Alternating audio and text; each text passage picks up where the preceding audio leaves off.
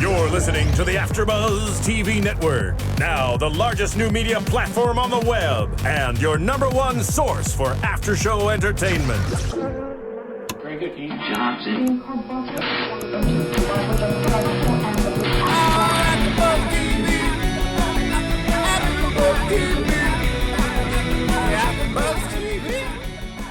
From the AFTERBUZZ Studios in Los Angeles, California, and streaming live on Ustream, this is AFTERBUZZ TV for Saturday Night Live.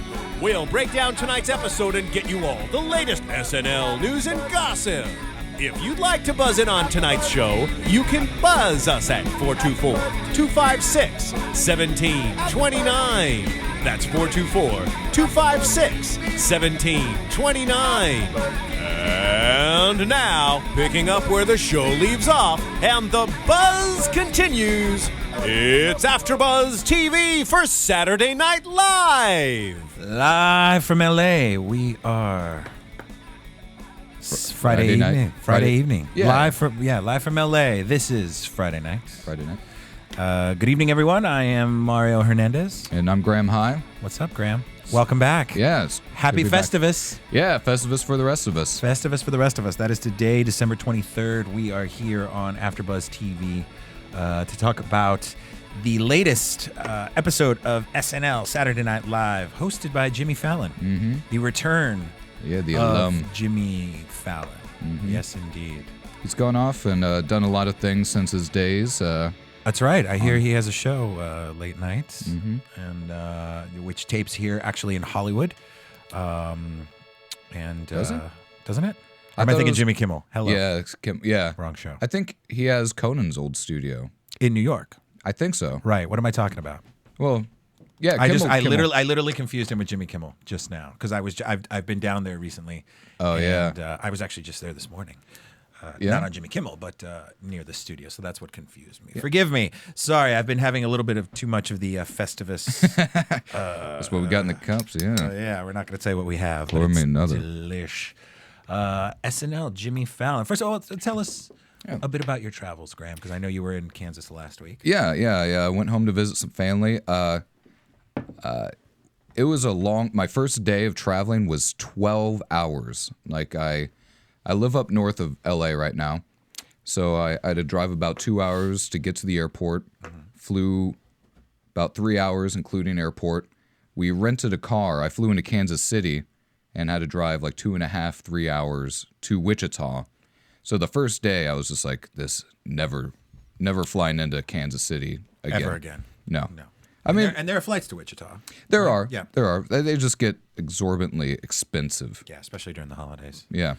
But, it was nice. Saw some family and also spent a little bit of time in Lawrence, Kansas. Saw some friends there, did some karaoke, and, spent some quality time with the family. It's an early Christmas, so I feel set. Like, even though Christmas is coming, I'm like... You did it already, and you spent time with the family, and that's fine. Yeah. I feel good about. How about you? Got any plans? No, we're gonna be here. I'm not going anywhere over the holiday weekend. Next week, we're doing some traveling down to San Diego. Gonna chill poolside because that's kind of how we roll in Southern California. And then I'll be back for New Year's, which I don't really have any plans for. So Other than getting drunk. Other than watching people get drunk. Oh, okay. Delightful. Fair enough. Yeah. It does seem more entertaining that way. Like, you guys just put on the stage. Debauchery. Yeah. It's New Year's tends to be kind of amateur hour, so we'll probably spend a private party and dinner with some friends. Just nothing. No, that's classy. Fancy. That's the way. Yeah. Well, I'm a classy guy. Yeah. SNL. Yeah. I'll say this straight off. Say it. Do it. That's right. It's the internet. There's no guys, boundaries here. Watch out. Here it comes. I hated Jimmy Fallon when he was on Saturday Night Live. Really? Part of it Past was tense. Yeah, past tense. I hated.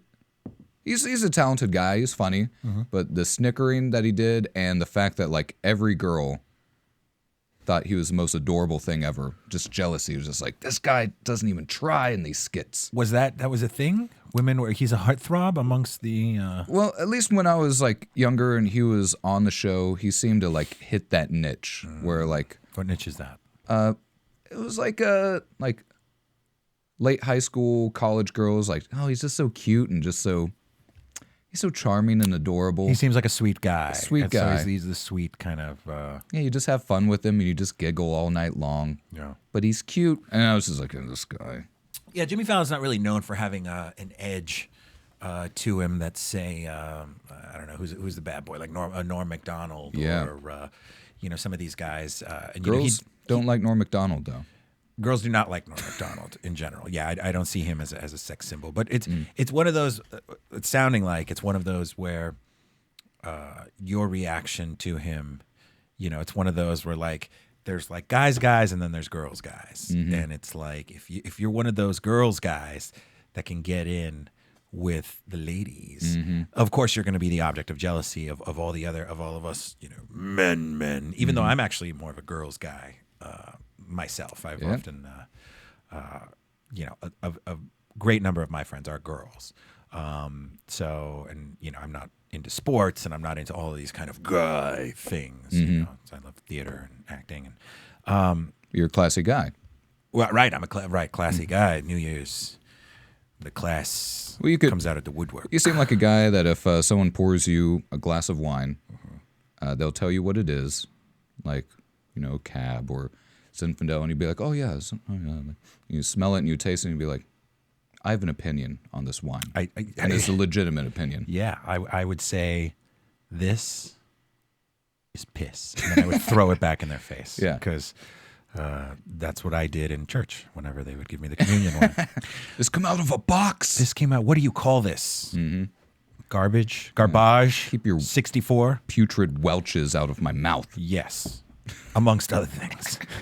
Yeah, talking about the church. Yeah, I could see that. I could see where Jimmy Fallon, because again, he doesn't have that edge. He doesn't have, which in a way sort of makes him perfectly suited for the late night talk show game. And of course, strangely, well, no, not strange. Appropriately enough, I think even his show, especially in the last few months with the Michelle Bachmann flap, I think the roots have kind of been the more talked about aspect of late night with Jimmy Fallon, and that will happen when you get one of the preeminent hip hop live hip hop bands in the world as your studio bands. That's what happens. It's the best choice he made. It was great. No, it allowed him to kind of reach out to a whole new group of audience members, as well as interact with Questlove and some of the other guys in a way that that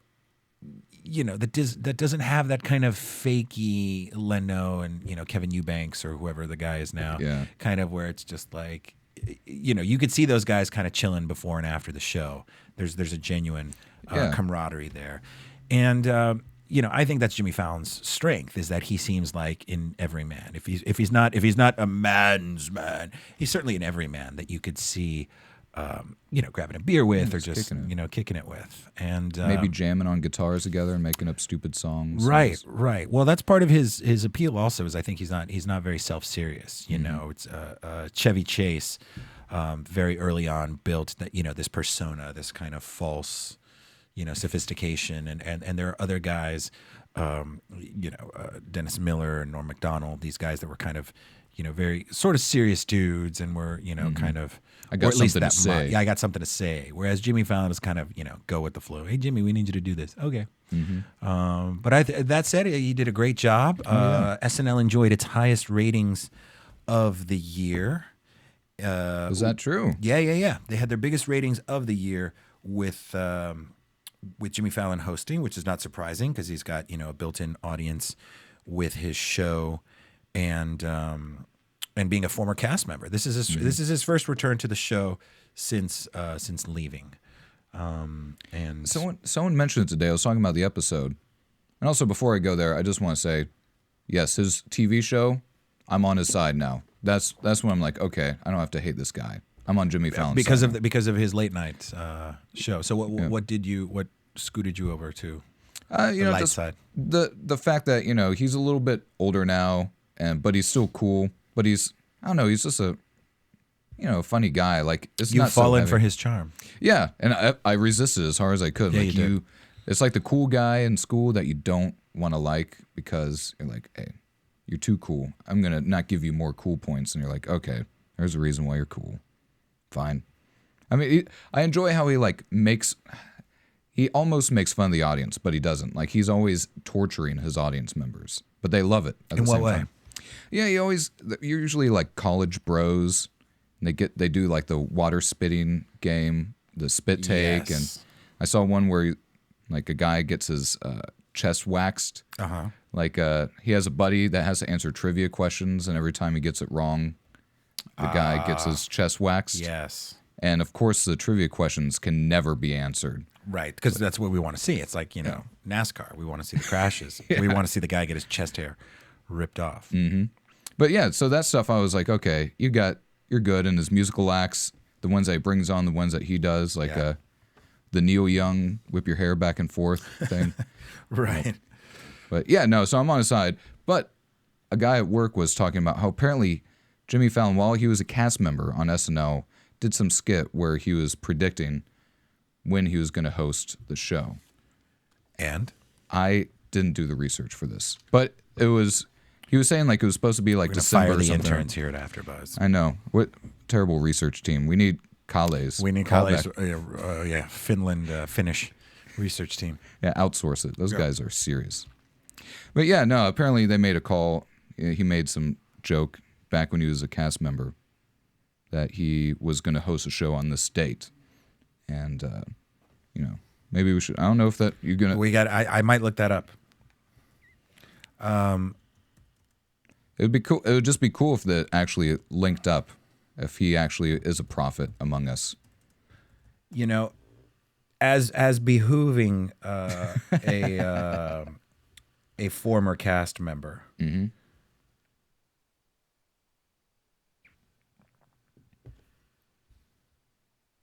Oh, yes, he did it in 2011.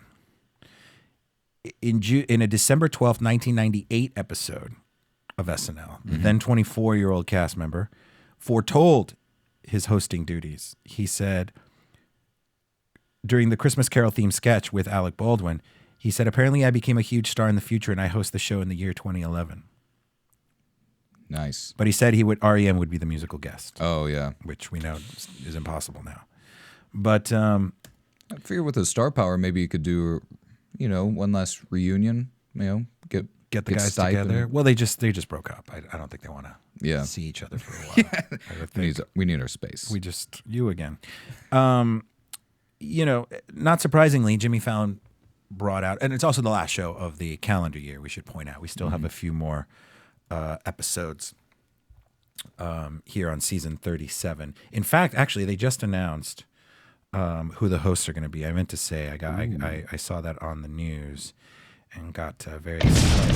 AfterBuzz TV News. That's lovely. I think we might either have to turn up my mic or turn down what we have because that was much louder. Yeah. So breaking news, January 7th will be the next confirmed new SNL episode with Charles Barkley hosting because there are apparently no other celebrities in New York in January.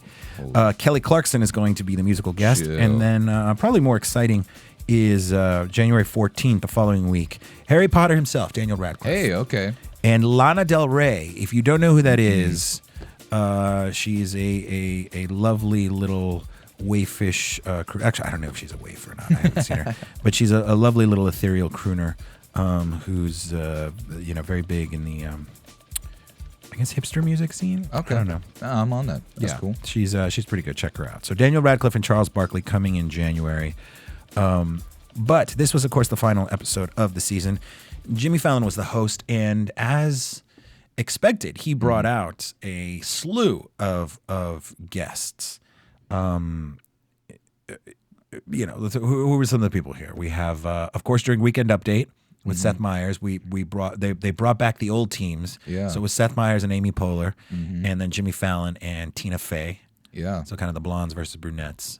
Yeah, that's true. Yeah. But during one of the musical sketches, one of the musical interludes, we had Horatio Sands, Like Chris Kattan. Chris Kattan, who is the oldest of all of those guys, or at least from the first Yeah. He had been on the show the earliest. He's the earliest of those cast members. Some of the Maybe elders. Horatio, the elders. Yes. And They had Rachel Dratch. they had Rachel Dratch during the. I'll confess, for a short period of time, I had a crush on her. I don't know how. You had a crush on Rachel Dratch. Yeah. She doesn't seem likely, but I mean, there was just like a week or two where I was like, I'm strangely attracted to this woman. Okay. Now, did you ever act on this impulse? I sent her a couple pictures of me in the buff, and they were sent back, returned to sender, and also followed by cease and desist. Yes. So we're taking a break, like REM, But yeah. It's good to see her on the TV. Okay, you're not actually taking a break, and REM actually broke up. So I think if it might be like REM, you guys broke up, but that would imply that you were together to begin with. All right, we're going to talk about this after the show. I got problems, Mario. Yeah. I'm going to go back and like read the Wichita newspapers and see if you didn't like get run out of town for molesting the reindeer. That's the thing. I wasn't really in Wichita. I knew it. Was that you molesting the nativity scene? Mm-hmm. I read about that. What? Okay, I thought you were. That's a real thing. There's someone molesting. No. But now it is because we just got you. Oh, you're putting all the puzzle pieces together. I am. Columbo. That was you. Dun, dun, dun. One more thing. So did you get excited when you saw Rachel this past weekend? Man, it was kind of like you see an ex-girlfriend, you're like, And you're like, oh, and the other you've where it's gotten like, fat. Yeah, just like I don't even know what I saw. I mean, hey, I still enjoy your company, but there's just nothing between us anymore. Ooh, it's like that, huh? Yeah. Wow. Plus, she was kissing Jimmy Fallon, and it just ignited that old You jealousy. You are. No, you are. My favorite part from that one was like, I fight Southie style. No black guys, but like the I pull on wieners or whatever it was. Wiener pulling. Wiener pulling. I didn't even know that was a move. Yeah, well, that's we're speaking, of course, of the first sketch, right? Right after the opening monologue, we have just basically massholes, right? We got Sully. What were their names? Sully and was it like Eileen or something? No, stand by. Sully and Denise, the two lovebirds, and they got 5 kids, right? Weezer, Chubsy, Squeezebox, Hags, and baby Richard, because she wanted a boy. She held out for a boy, which is a funny little joke that kind of got lost because people were still laughing at the names. They didn't catch that joke that Weezer, Chubsy, Squeezebox, and Hags are all girls. Yeah, but that was pink dresses and that was. They still love Noma. They still keep it classy. They're still the best that Beantown has to offer. No, you are. They play the typical mass holes that are they're wearing their flannel and their letter, and it's funny, right? Because they brought them back and they're trying to sneak in to their high school dance. They got fake student IDs and then the bag of Franzia Sans box. Yeah, they're legends somehow. They're just like they're the elders of mass holes now because it's kind of like after The Departed and like The Town and all this stuff. I think people are a little bit more acquainted with the Boston thing. Right. I've never been, but I tell you what, it's become a kind of a joke to use the Boston accent in most of your movies. Together. And it slips into New York sometimes because they originated. It's the same accent. It's both English. They're both derivatives of the English accent, which of course was New England.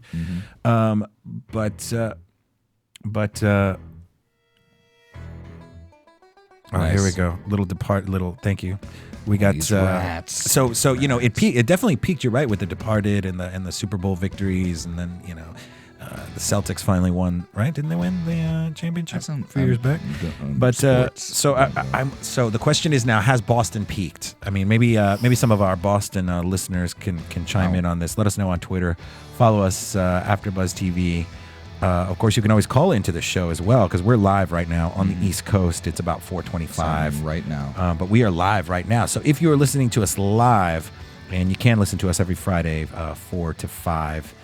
Pacific Standard Time. It's 7 o'clock on the East Coast. Give us a call, 424-256-1729. And let us know if you think that Boston is Dunsey or Dunzo, or if you feel that maybe Boston still has some fight left in it. But, that accent shows up annoyingly in movies, and they do, you know, they did it to some comedic effect in 30 Rock, but you know, what's the Ben Affleck, the bank robber movie? Yeah, The Town. The Town. Yeah. All of Jimmy Fallon's, you know, oeuvre of the past 7 years, you know, Fever Pitch and all these other movies. Oh, yeah. But yeah, that accent is just a strong move. Hey, how about Jude Law? During Weekend Update. Yeah, that was a pretty good English accent. Yeah, he does it good. He knows his stuff. You know, opposite, of course, Andy Samberg doing Nick Cage. I want him to lose it a little because I love Nick Cage. I'm not like an ironic appreciator of Nick Cage. You're a genuine. You dig Nick Cage. Yeah. What has he done lately that you've enjoyed? Let me see. Bad Lieutenant or Bad Lieutenant I enjoyed. I enjoyed like what was Kick-Ass or Kick-Ass. yeah, he had a small role in there. Yeah, pretty much anything that he shows up in, I get excited. It really I mean, adaptation, all like. Wait, so National Treasure? Kind of. I mean, I still enjoy him in that, but he's still like Disney. You do enjoy him in National Treasure, But he's Disney Nick Cage. You know, just like not. I like. Okay, I'll say Wicker Man is like the definitive really Nick Cage. I've never actually seen it, and I know it gets a bad rap. Say okay, before you see it, The Wicker Man. The Wicker. Go on YouTube. Go on That's YouTube. and watch like the Wicker Man montage. They just cut out everything. Oh, okay, and he's got his greatest hits. Oh, dude, it's just one moment after the other of him just losing his mind, punching women in the face. Oh. So, I mean, after you see that and you want to see Wicker Man, it's like that, but just like 2 hours. After you see him punching women in the face, you say, "Hey, this movie's not that bad." Yeah, I get where you're coming from, man. Okay. But yeah, I mean, Andy Samberg did a pretty good Nick Cage. I just wanted him to do the Crazy Cage. Yeah, the crazy Cage. You want him to unhinge the cage. Yeah, maybe that'll come at a later time. Maybe Jude Law's too English of an English. Well, how's your Nick Cage? Can you do a Nick Cage impression? Because we can film this if you want. Yeah. We can do Nick Cage, and now another moment from Nick Cage going ballistic, and it could be him. You know, we could film you verite style going nuts at Ralph's. I do like my hand. He took my hand. The thing is, I feel like you can't yell. I can't Nick Cage into a microphone. I don't know. I need to work on it. I'll go home. That's Nick Cage from Moonstruck, by the way. Yeah, That's okay. yeah. Well, it's not even Nick Cage. Well, I was trying to remember what hand he lost. And yeah. I think the Ghost Rider trailer is up now. The new next one. Yeah. I saw Ghost Rider. In the theaters? Yes. I know. Wow. Next, saw that. With Rachel Dratch. You saw it Next? Yeah. Wow, you really are a Nick Cage fan. Yeah, man. He's there. Well, my buddy has a theory that Nick Cage is really Nicolas Coppola. Like, that's his actual name. Right. Nicolas Coppola is an actual person like you or me. But Nick Cage, the actor, is not the actor acting. This is a weird theory, but I could see it. Go with it. Just if Nick Cage shows up on a talk show. Yes. That is Nicolas Coppola playing Nick Cage. Aha. And then when Nick Cage acts, he's Nicolas Coppola acting like Nick Cage acting in a movie. And when is Nicolas Coppola just Nicolas Coppola? When he's goes to disappearing. Dunkin' Donuts or he's on the crapper Yeah, when he's just like sitting alone on his bed, just like doing the crossword, loading a gun. Oh no, see that's Nick Cage, right? No, that is true. Yeah, they're just coming all together like his multiple. So you're saying Nick Cage is beating out Nicolas Coppola in the fight inside of that body? Yeah, maybe it's like Bruce Wayne and Batman. It's like eventually Bruce Wayne died the night his parents died. Aha, and Batman took over. So what was the turning point for Nick Cage / Coppola? I'd say Wicker Man. Wicker Man was? Yeah. Not when Lisa Marie divorced him? Oh man, I think that may have been the moment he realized that the Presley fortune would not be his. that you have to pay for. Was it Kal-El? Was his kid's name? That he would have to, or that he would have to pay for, dinosaur bones or whatever the hell he has. I don't know. He's one of those guys that has a lot of money, too much money, right? He owes a lot of money too. He does owe a lot. He owes me money. That guy, or a dinosaur skull. You're not getting it back. I'm not, am I? No, sorry. Maybe you could get some comp tickets for Drive Angry 4. Oh jeez. Sure. Was he in that? Is he Drive Angry? I think so. I haven't seen it. But he was in Drive Angry. That was a yeah. movie that came out earlier. Mm-hmm. Yeah, I just remember. What are the odds of two Drive movies coming out? and one being so incredibly good and the other one being so incredibly bad. Yeah. You could probably look at who's like Nick Cage and Drive Angry. Yeah, it's not going to be good. Yeah, no, Nick Cage driving anything, driving a movie, is tragic. Hey, this was the last one of the year. This was the last show of the year, but so we're closing out the calendar year. Obviously, there's 8 days left. Happy Festivus once again. Yeah, I just think it's such a wonderful thing to have a secular holiday in the middle of all the madness that also is not only secular but not about shopping. That's true. Yeah. So I hope you're out there with your loved ones tonight, airing your grievances, because that's important. But in 2012, we've got a slew of new shows coming up. So if you are a fan of AfterBuzz TV, first of all, we want to thank you for listening and making us. We're consistently in the iTunes top 10. And that's because of you guys that are listening to us. Thank you. And if you haven't been following, everybody loves TV. Everybody has a favorite TV show. Not everybody loves TV, but those people that watch TV, they have their favorite shows. And chances are, if you have a favorite show, we cover it here on AfterBuzz. Yeah. So thank you for tuning in. Check out the other shows. Remember, these are podcasts. You don't got to listen to them live. You can, catch up on your shows, and then as you catch up with each episode, download the podcast and listen to us. We're consistently in the iTunes top 10. And 2012 is just straight to the top. And we've got a whole bunch of new shows. I mean, in January alone, we got the return of Mad Men, we got the return of 30 Rock, a whole bunch of new shows. We got shows that the networks have already kind of unveiled as coming soon, and it's going to be an exciting time. So I hope you continue to listen to us, because without you listeners out there, we wouldn't be here. Yeah, it would just be a bunch of us eating Nutri-Grain bars. And we have Nutri-Grain bars? We do, in the kitchen, and drinking coffee, straight vodka. And it just would be just sad. But the fact that you guys are actually listening makes us feel good. Yeah. And call in. You could be a part of the podcast. Yeah, tweet us. You could even tweet in the in the off hours. People think that you have to do it while we're on the air. It's not the case at all. No. You can tweet us at any time. Tweet AfterBuzz TV at any time. Leave an email. We can get in touch with you. We can get you on the phone. You can be on our podcast and be beamed into millions of heads out there. Yeah. So something to think about, folks. Thank you once again for listening to us. We are in this is our 4th show. So we've got some goodies too. Just because SNL is not doing any more live shows doesn't mean that we are going to stop. But we got some surprises in the works for you folks. So thanks again. Hey, how about Michael Buble? Yeah, amazing. Are you a fan of the boobs? I mean, I haven't extensively listened to him, but I dig that kind of swing, jazz stuff. Big Harry Connick Jr. fan. Yes. And he seems like the guy kind of picking up that. Yes, the younger, hipper, but still squeaky. You know what I would love to see? I would love to see like a Russell Brand of these crooners. I mean, just like a scummy. Well, I guess we had one, right? Kind of Amy Winehouse. Oh, but someone just kind of like a hardcore, tatted up. And then the moment the music starts, hey, fly me to the moon. That'd be great. But in the meantime, he's just like, let's get started. Fly me to the moon. If you have that kind of voice, I'm sorry, but you don't really start just shooting heroin in the end. Well, just do it. That's what I'm saying. Like, Buble has got it locked down. So, you got to find another niche in the market. Start doing heroin, get tatted up, and then be that guy, and then bring in that whole segment. Bring in, who am I thinking? Zoot Suits, or who are the girls? Rockabillys. Bring in the rockabilly.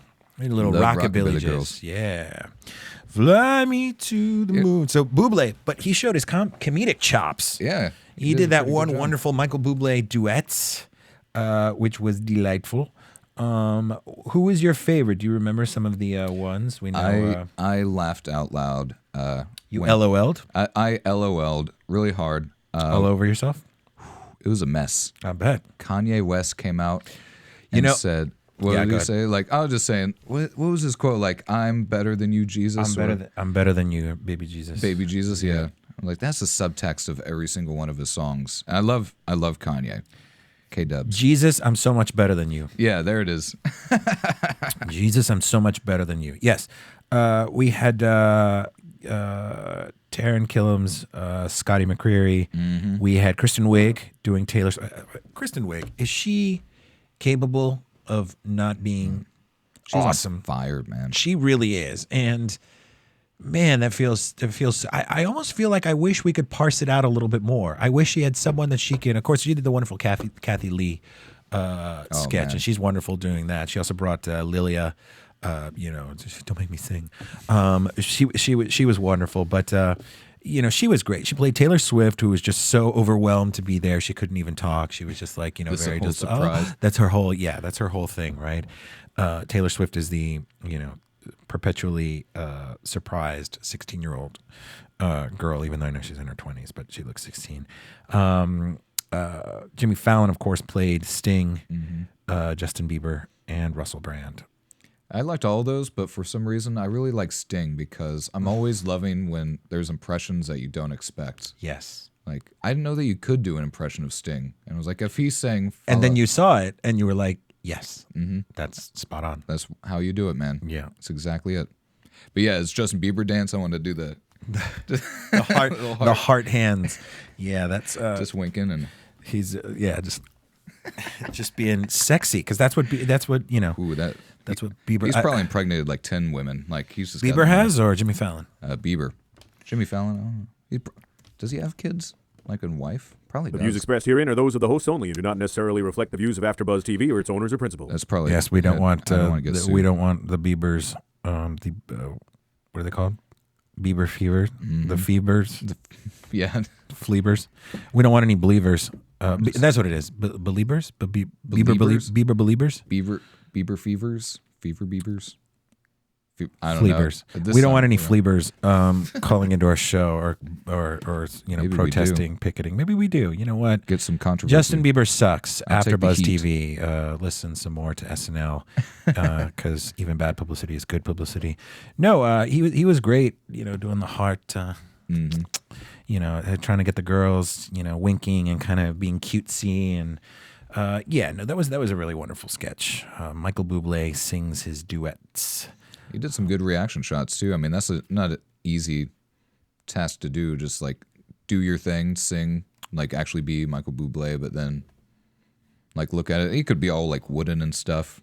But he was like, what the hell? What about the cocaine gag during the monologue? Remember during the Jimmy Fallon's opening song? He's like, Michael Buble is doing cocaine. He's like, what? No, I'm not. And he's got just the 2 rings of white powder.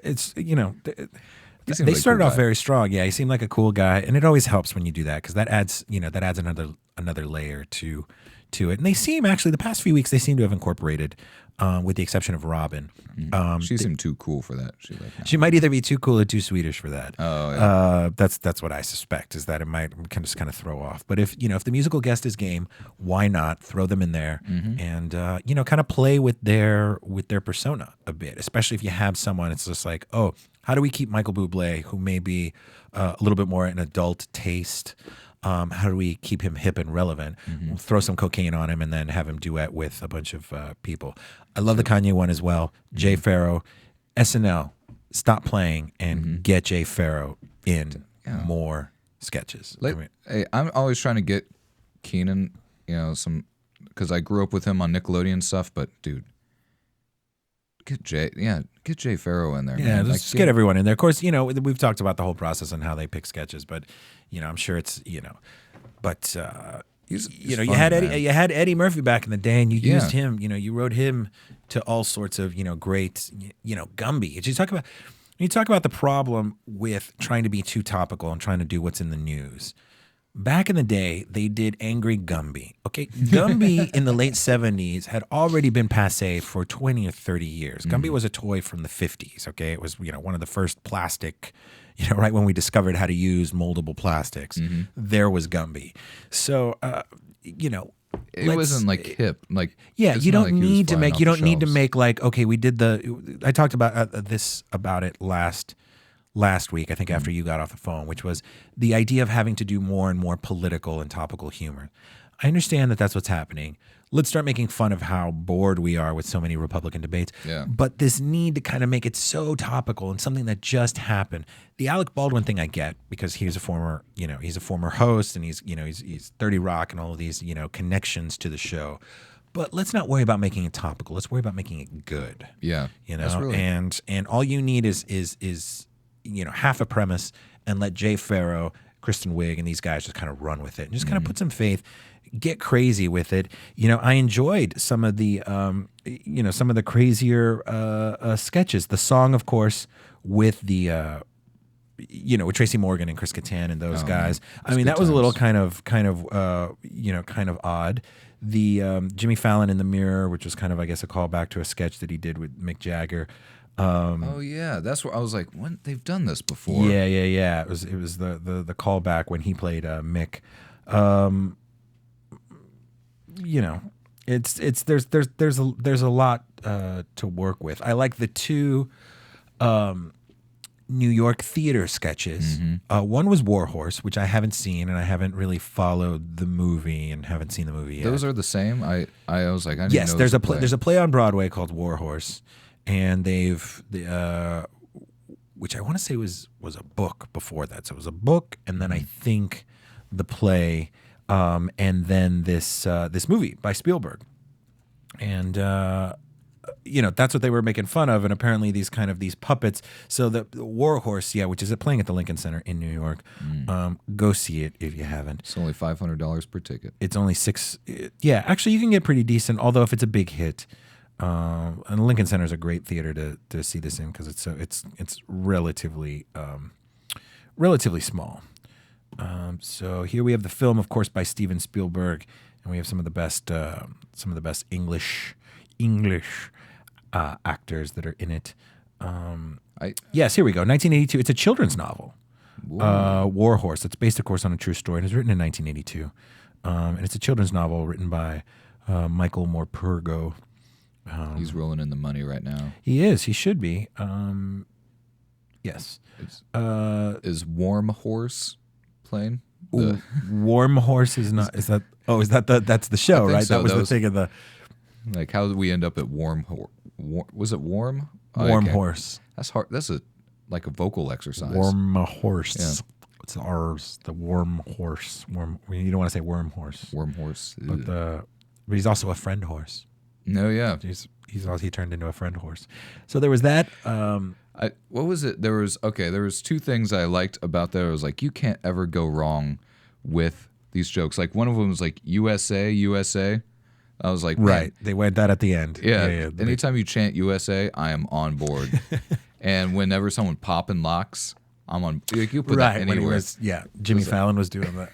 Doing the horse is dancing. Like, dude. You can make any skit and put those two things in. I'm like, that you're golden. Yeah.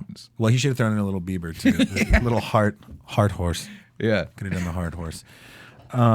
So there was that sketch, and then there was the I'm Italian. I'm half Jewish, half Italian. What is it? It's Tommy Palmese, half Jewish, half Italian, completely neurotic. That's another inside New York theater joke because. You got all these kind of off Broadway shows that play mostly to tourists. And a friend of mine in New York is a bartender at Tony and Tina's Wedding, which I don't even know if it's still running, but that's what it was. It was one of these interactive shows where you can eat and drink because it's like you're at a wedding reception, and then this thing happens where you're at Tony and Tina's, an Italian style tri-state wedding, and so that's what. And then I'm this, I'm that, and I'm in therapy. All of these kind of these ethnic off-Broadway plays that were done like My Big Fat Greek Wedding. Yeah. That are done these slice of life, like this is what it was like growing up in my house, and it's usually loud and boisterous, and there's bunch of ridiculous characters. Right, inappropriate family members who get drunk, and it's just and these shows are hits though because first of all they cost very little money to produce. Other than rent or whatever, they're usually not, super well-known names. So it's not like you have, it's not like you got huge stars or whatever. And you can, chintz it up and kind of make it, you sell drinks and you can drink in the, in the theater. Some of them are like, I know Tony and Tina's wedding is actually like in a dance club. So it's like literally you're at like a wedding reception. Wow. And are the everything. performers like in the tables, like around you? I don't know because I never went. I know that there are tables around the side. So I think that's where you sit. And then the play happens on the dance floor. And I think it might erupt into this like dance party at the end where everybody ends up. That sounds like fun. It does sound like fun. It's at the expense, of course, of a lot of ethnic stereotypes. Yeah. Everyone's loud and huggy and kissy and big boobs and mustaches. That's what sells, man. Big boobs and mustaches. I agree. That's what we need on this show. I get a little Ain't more nothing of this wrong with big boobs. Ain't nothing wrong with mustaches. After and this big holiday boobs. season, these are gonna. I mean, it's already Up or down? Huh? Are we They're gonna- increasing or decreasing? Well, I mean, hopefully 2012 I'll drop a cup or two, but I mean, I've been partying straight. And that's where it goes. It goes straight to your boobs. I mean, yeah, just all around. But yeah, I'm a torso man. Like to keep my organs. Yeah, you want to keep it nice and tight. You don't want to. You don't want to drag. Pull yourself forward. Been doing pectoral clinches and stuff. So, working on this. You know where that's a good place to do. You can do that on airplanes when you're sitting there on an airplane. Just flex your pecs for like because seriously, you're a captive audience, and if you do that, by the time you land, you're gonna be ripped. You're gonna be ripped. So you probably shouldn't do it while you're like staring at a girl while you're like in the checkout line at Walmart. Just, like, no. That's inappropriate. No, but when you're in the privacy of your own airplane seat, sky's literally the limit. You can do anything. All right. So just think about that, folks, as you're going home this for the holidays. Maybe some of you are already there. So maybe when you come back, can you do some glute clenches? You can too? do all I'm sorts doing of right stuff. now. There's lots of things you can do when you're sitting in a seat to work out and make the people around you uncomfortable. The glute is the only exercise where people don't actually know that you're doing it. I'm gonna try to Consider do it for the rest. that. I don't know, Phil. I do a lot of things when I'm sitting here doing the show. And nobody knows you're doing them. Nobody knows that I'm doing them because the Secret. camera is only right here at the mic. And that's the point. No one sees the exercise. Secrets. Secret got 'em. exercises. Secret. I'll tell you the story. I just remembered it since you're talking about the airplane. Yes. I had a long day, like the first travel day. I was already traveling for like 5 hours, or like 3 or 4 hours just to get on the plane. I got on the plane and I sat in the middle seat, and the guy next to me, before we're taking off, starts weeping. It's a grown man. This man is like, he's like I'm on the intrigued. phone, and he's like leaning forward, and he's like crying, but just not like boo-hoo, but just like shaking. Sobbing. Yeah, sobbing. Just like little silent gasping. He's like- and it was like, oh my God. You said, "Oh my God." Oh my God. He was such a nice guy. Al Qaeda? Was it a terrorist? No, who was a nice guy? It was like that. And no, apparently one of his friends died, and he just got news of it. This is one of our interns. One of his friends died. I guess, but it was this crazy like freak accident. Like I was like I was like, I don't want to be in this dude's business, and I don't know how to console him, but I just kept on overhearing things, and I was like, try not to. And like maybe there was like an elevator accident or sound like some freak accident. So like for an hour or two, this guy, like before the plane left, he was making a couple calls, and he was like, yeah, I know. He was like so good. He was like the nicest guy, and oh my God. And so I'm like, okay, I'm going to keep my hands in. He has the armrests, I'm just going to try to help this guy have a nice flight. Halfway through, he just set up his office and just like took up the entire thing. He pulled out his like newspaper and his laptop and his notes, and I was like, I wish I could be like, dude, do you mind kind of bringing in all your business? We got a. Sorry. Oh, no, We'll come back to that in a second. Grown men crying. That's all I need to say. Well, It we got happens. somebody is tweeting about 42 minutes ago, so I should have checked sooner, saying they can't hear us. Oh, no. Is that? Are they crazy? Yeah. We it's handled. Okay, good. Wow. They just they didn't turn up their volume. Ah, okay. People okay. do that. People do that. People, they listen and they don't turn on their. Okay. Anyway, but thanks for the heads up. Sorry, I'm gonna say your name out on the air or your. Thank you, Laldiwe. I'm going to assume. Lol. Oh, L.A. all the way. Sorry. Oh yeah. L.A. all the way. Hell yeah. L.A. all the way. Yeah, L.A. all the way. All Well, thank the you very way. much, sir. All the way Back to to thank. your man-child who was crying over the death of his friend. Big whoop. It's the holidays, all right? There's more important stuff like shopping to think about. So like, we'll talk about that in a second. I'm But a let's pretty talk about this. I'm a sympathetic guy. Here's It was what I just do. disturbing. Here's what I do. Whenever somebody is completely inappropriate like that Mm-hmm. in a public place. So let's say we're sitting on a plane, a church pew, Okay. a bus stop. Okay. Any I've been place those places. where sentimentality is verboten. Mm-hmm. Let's say that we're on the plane and he's sitting next to me and this guy just starts kind of, silently. Okay, one of pretty those. good, yeah. Yeah. I reach over very gently Mm-hmm. and I place my hand on his thigh and I leave the edge of my fingertips on the inside of his thigh. Ooh. All right. Now, Yeah. at this point, he will respond Mm-hmm. and look up and say, "Thanks," or "What are you doing?"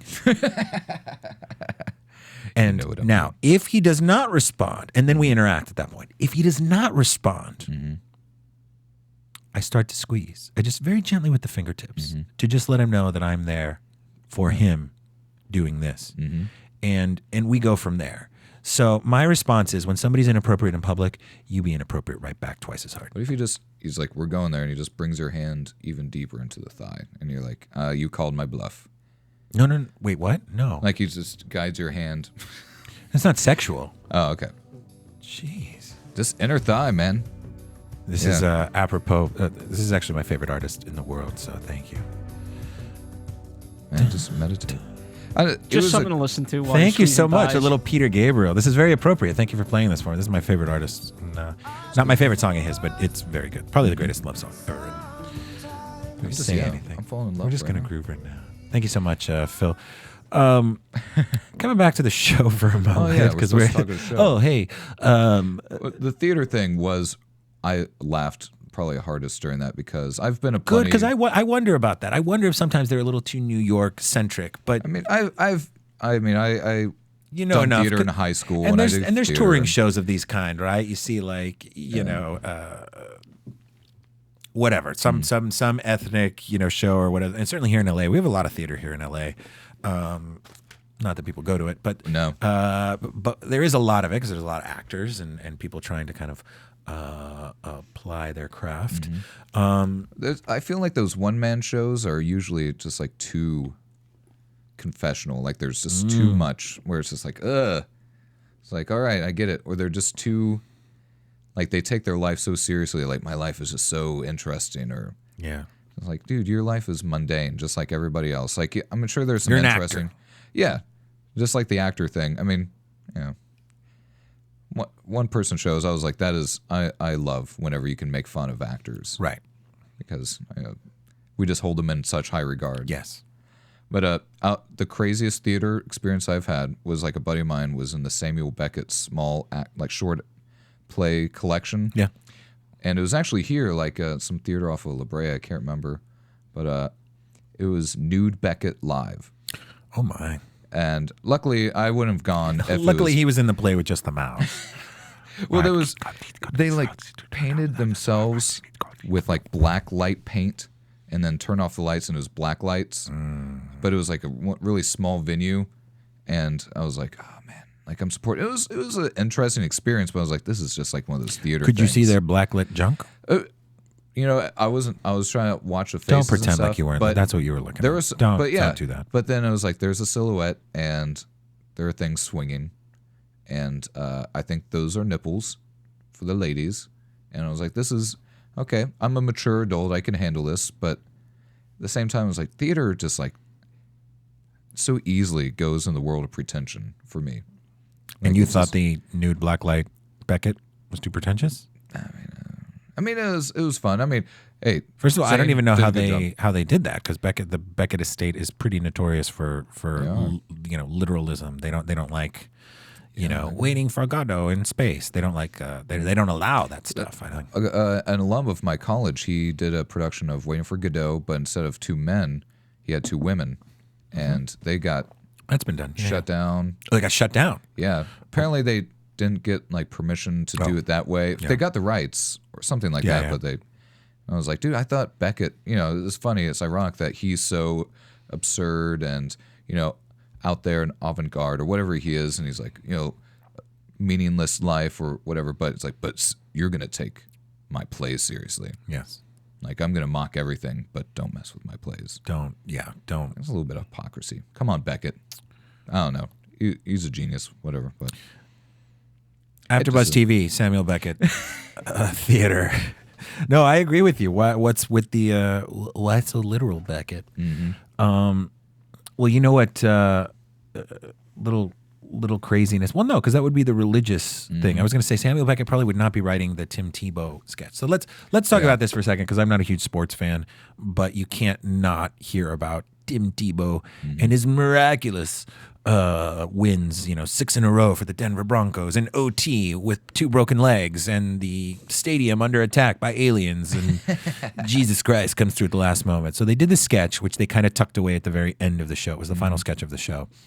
And it's the one that actually got the most press right away. It's the one that I read about Sunday morning, because I don't watch the show live. Well, not that it's live here on the West Coast, but yeah, it's the one that got, because it was Jesus Showed Up.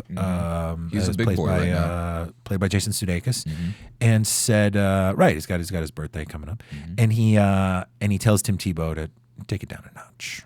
Jesus was way cool. Like, he was just like... That Jesus was. Yeah. Sure. He was like, hey, man, come on. Like, I'm just trying to keep it real. Just I dig that kind of Jesus. Just like, hey. He's like, I'm busy. Don't call me you can't call on me every week. It's like, I got stuff to do. It's like, I appreciate you love me, man, but just like, hey, just kind of, you're making me look kind of bad. Yeah, I don't necessarily want to be associated with last minute victories. But I thought that was cool, and what's his name did a very good once again. His name is Keelan, not Keenan Thompson, Taron Killam. Who played Tim Tebow. He was pretty good, and he came out kind of at the end. And then finally, the last thing I'm going to mention is Jimmy Fallon was dressed as a bee. Yeah. He was dressed as a bee earlier in the week. He interrupted a proposal.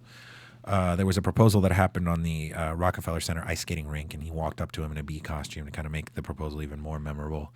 That's funny. But then he was dressed as a bee, which of course is a callback to very early Saturday Night Live, which is also why I say it. I didn't say it this week, but I always say buzz, buzz, the buzz, buzz, because that was John Belushi when he did the Bumblebee, when they did the Blues Brothers, and they would come out. He'd come out as the bee, which apparently John Belushi hated doing, but it was some of the most memorable stuff. I always associate this, and maybe this is a touchy thing, but I always associate like the Mexican bee from like The Simpsons. From The Simpsons. Like, the telenovel, like the comedia kind of things. Ay, no me gusta. Yeah, but yeah. was that from Saturday Night Live? I don't know if that was a reference to, that might have been, because Conan used to write for that. So Bumblebee, Simpsons. Yeah, he ay, no me gusta. On Channel 8. He prefers slapstick comedy. What is his deal? Let's see. I guess it doesn't say the origin. Oh, here we go. He's a caricature of El Chapulín Colorado, which is a character on Mexican television. It was by a very famous Mexican comedian, Robert Gomez Bolaños. So I see. Does that predate Belushi? Or No, that's post Belushi. Okay. No. Belushi died in early 80s, late 70s. No. This was much later. But I'm sure they chose a Bumblebee at the very least for it being. It was funny, man. On some level, sure. I like the idea that Belushi, he had a problem with it. Like, he didn't, like, come on, man. Yeah. He found it, I guess, he found that degrading somehow. I don't know exactly, but he wasn't too fond of it. We're going to go to commercial real quick, and then we're going to wrap up this episode of AfterBuzz TV SNL and do some predictions. Check it out. Buzz. Buzz. AfterBuzz TV. Hi, I was once like you, a lazy, angry loner whose only joy was watching TV and surfing the net. And like you, after I'd see one of my favorite TV shows, I'd be so excited and have so many questions that I'd actually have to talk to my douchebag coworkers about it at the water cooler. Then I discovered AfterBuzzTV.com. AfterBuzz TV produces after-show webcasts and podcasts for TV series of all kinds, like post-game wrap-up shows for all your favorite TV shows. AfterBuzz TV hosts are industry insiders who break down episodes of shows, take calls from fans, and interview cast and crew from each series, with over 60 different after shows, from Boardwalk Empire to American Idol to Vampire Diaries to Real Housewives, and more. Now, after a night of TV, I can ignore my stupid coworkers, who I hate, and go straight to my desk and watch or listen to all my favorite AfterBuzz TV after shows, and have all the TV fan interaction I need. Thank you, AfterBuzz TV. AfterBuzz TV. What do you want to buzz about? Buzz, buzz. The bees! Is that the bees? The bees! It won't bring back your damn honey. Ay, no me gusta. Yeah, man, I mean, we should find some bee costumes and some. It seems like generate some traffic. Just ridiculous costumes, man. That's what it comes down to. Yeah, that's the best. I mean, why not? I'm sure they have very extensive costume selection. Predictions as we close out 2011. What are some predictions? Well, Charles Barkley coming yeah, up in sounds, 2 weeks. I'm sorry, but that sounds terrible. Oh, Terrible. really? Who was the guest again? It was Barkley and even the musical guest. I didn't find that interesting. Who is it? I don't remember. It's Kelly Clarkson. Oh yeah. Well, Speaking of ripping out the hair, yeah, Kelly Clarkson. yeah. I mean, I don't know. Maybe it'll be all right, but you know, athletes generally aren't that good, and Charles Barkley is kind of an. Hey, I respect him. He's Great hosted man. before, though. It's just like, is he gonna play like an oaf in every single? Now I'm afraid that Charles Barkley is gonna. No, he doesn't hear this or see this, but I'm afraid of Charles Barkley at the same time. Oh, because he's a giant man. But I don't know. I definitely looking more for the Daniel Radcliffe episode. That should be fun. He's By the more way, of a I have performer. a call to action for those of you listening. Let's spread the word. Let's get it to Charles Barkley so he can come in studio and yell at Graham. Yeah, dude. personally. yeah, that'd be great. Does he come out to L.A.? Is he L.A.? I'm sure he does actually. I think Maria did a thing with him for some basketball game. Sometime around in the summer, or something like that. Well, that'd be great. Hey, if he wants to come on here and justify what he, it's gonna be the third time he's hosted. You know, he's been on a couple of times, but yes, Daniel Radcliffe will be the first time. Actually, you get Daniel Radcliffe in here, I will kidnap him. Yeah, worth some money. He's definitely be like, you make another Harry Potter. We could film our own. Maybe that's I bet you that. Here's my early prediction: is that there will be some sort of psychotic Harry Potter cult. You know, it'd be like the King of Comedy, kind of where some fan of Harry Potter's is insistent that there be another movie, and maybe kidnaps him or forces him at gunpoint to do. That'd be dark. They got to. I mean, that's just there's some crazy there's some crazy Harry Potter people out there. They love it. Like even like my friends who are normal Harry Potter fans Get into it when they the movie, yeah. Like I've seen and. Do any of your friends have costumes? Yeah, that's the thing. Like they post the costumes. They got their sash with that house or whatever it is. You know, the different. The different. Yeah. And they have their own wands, and they lined up for like the books and the movies. And I'm like, hey, I'm a nerd too, but that's like that's fandom. New nerd. That's neo nerd. Yeah, that's 21st century nerd, which is wonderful. And book reading is fundamental and all that. And if there are any fans out there that listen to this show and are Harry Potter fans, that's cool. I enjoy the books. I just, I don't show up early for the movies, and now we're done with that, so that'll never happen again. Yeah. So you're predicting that it might not be the best show. Yeah, I mean, I don't but even, that's good though. It's actually good to have low expectations because then you even know where to go but up. So I think it'll be all right. I live my life.